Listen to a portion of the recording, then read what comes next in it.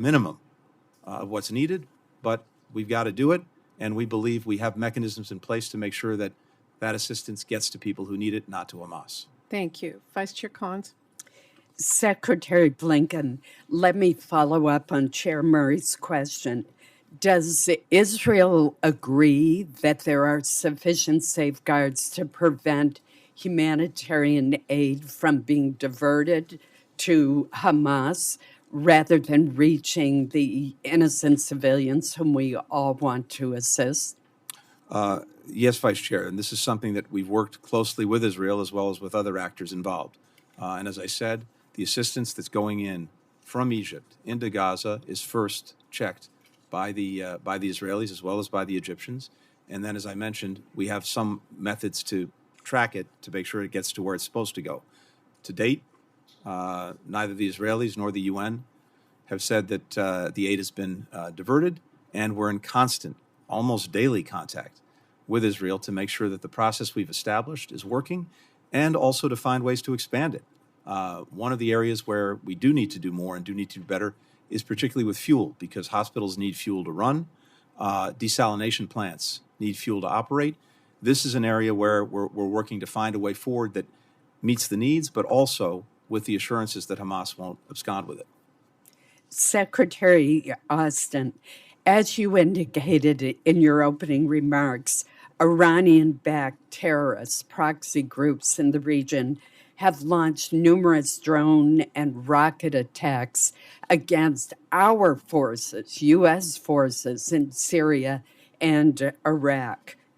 According to press reports, there have been at least 20 such attacks, and 19 U.S. service members have been wounded. It's imperative that Iran and its proxy groups understand that they cannot attack American forces with impunity. I know that last week, President Biden ordered 2 U.S. strikes against facilities in Syria used by Iranian proxies to threaten our troops, but the New York Times has reported over the weekend that Iranian-backed terrorists continue to attack U.S. forces in the region even after these airstrikes. Since these U.S. airstrikes apparently have not been sufficient to deter additional attacks on our troops by Iranian-backed proxies, what else is the department doing to stop attacks against American troops?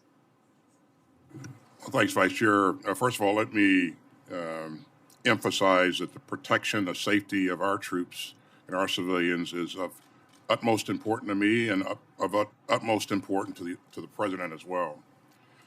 We've taken a number of steps to make sure that we increase our force protection posture. We've deployed a number of assets into the region as well. We've been clear. President's been clear, and I have been clear, Vice Chair, that if this doesn't stop, then we will respond. And so we maintain the right to respond.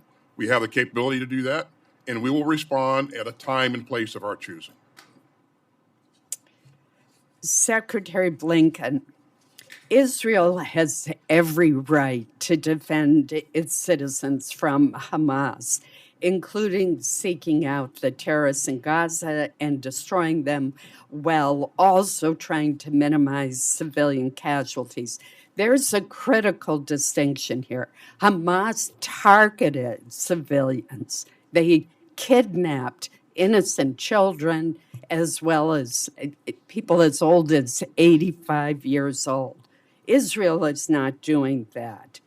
As Israel has begun to respond in Gaza to Hamas's indiscriminate and barbaric targeting of innocent Israeli citizens, some, and we've heard it today, have called for a ceasefire. A ceasefire would be a strategic victory for Hamas. It would simply allow Hamas to bide its time and prepare for future attacks and pay no price for the greatest loss of Jewish lives in a single day since the Holocaust. Could you clarify the administration's position on a ceasefire? First of all, Senator, I fully agree with you that no country could tolerate what Israel suffered on October 7th.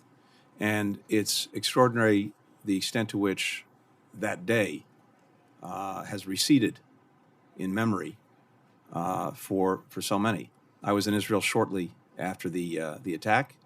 I've been going to Israel professionally for 30 years and longer than that in my own life.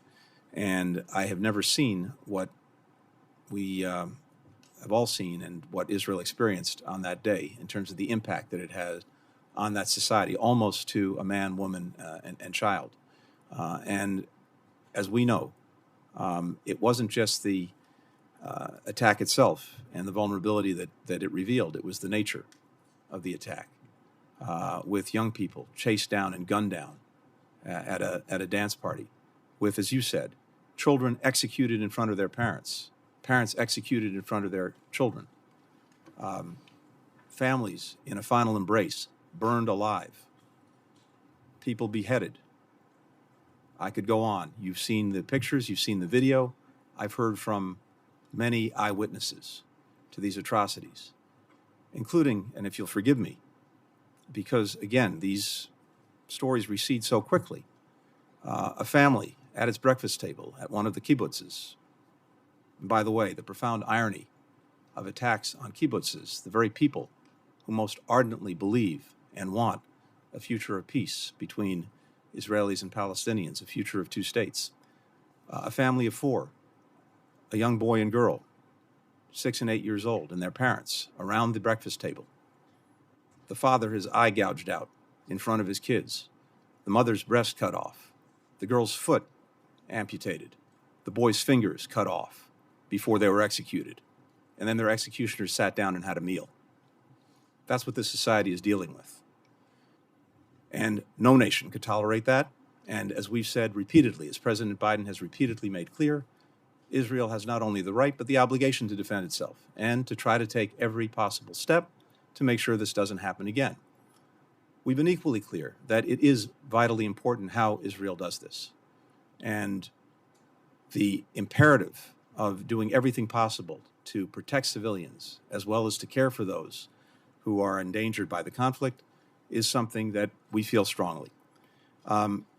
You're, of course, right that this is a special burden on Israel because Hamas cynically and monstrously puts intentionally civilians in harm's way by hiding behind them, by using them as human shields, by placing its people, by placing its equipment, by placing its ammunition, its weapons, its command posts underneath hospitals, underneath schools, in residential complexes. But for each of us, and particularly for democracies like Israel and the United States, we have to bear the burden of doing everything we possibly can to ensure that civilians are not harmed and to care for those who need our help. When it comes to a ceasefire, in this moment, you're exactly right. That would simply consolidate what Hamas has been able to do and allow it to remain where it is and potentially repeat what it did another day. And that's not tolerable. No nation would tolerate it. We do believe that we have to consider things like humanitarian pauses to make sure that assistance can get to those who need it and that people can be protected and get out of harm's way. But we can't have a situation where there's a reversion to the status quo, where when this is over, it goes back to Hamas being responsible for the governance and so-called security of Gaza, because that's simply an invitation to repeat what happened. And again, no nation would tolerate that.